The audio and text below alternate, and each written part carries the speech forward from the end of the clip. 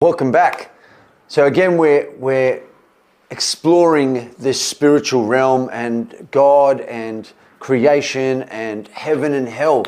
I was always inquisitive at school. My mum was a Christian culturally, never went to church. My dad was a cultural Muslim, never went to the mosque. Once a year, during Ramadan, we would go to the mosque, and that was all we really got about God in the household.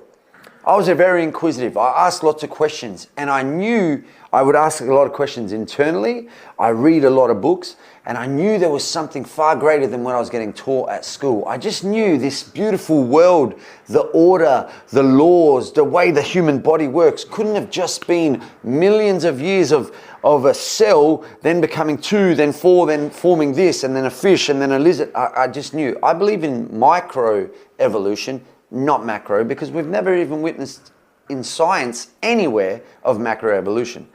I digress. So I do ask a lot of questions.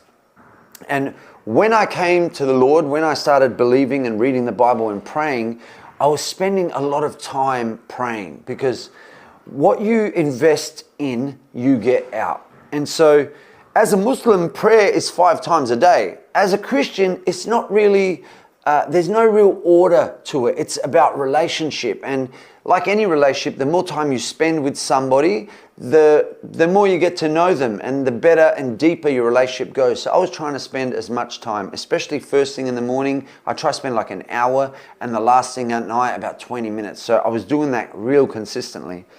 One morning I was going to meet a spiritual father of mine, a guy that had been through a rough life as well, found the Lord, and the Lord has given him a great gifting. His name is Daryl. Much love, Daryl. And I was going to meet him for breakfast like I normally would once a month. And I would normally ride my bike. So I started exercising a lot in those days, and I still do, because I truly believe, and that's why we have a whole module around exercise.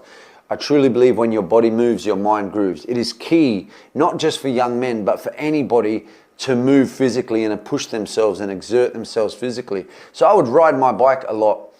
And I was praying that particular morning about heaven and hell. I said, God, like, I love you, and I thank you so much for saving me and getting me out of that life. Like, I truly couldn't have done it without you.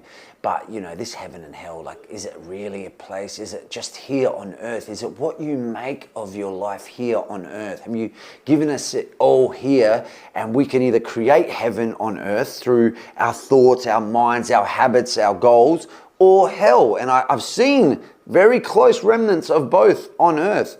And so I was genuine in praying and asking about it. And then I went to ride my bike to go and meet Daryl for breakfast.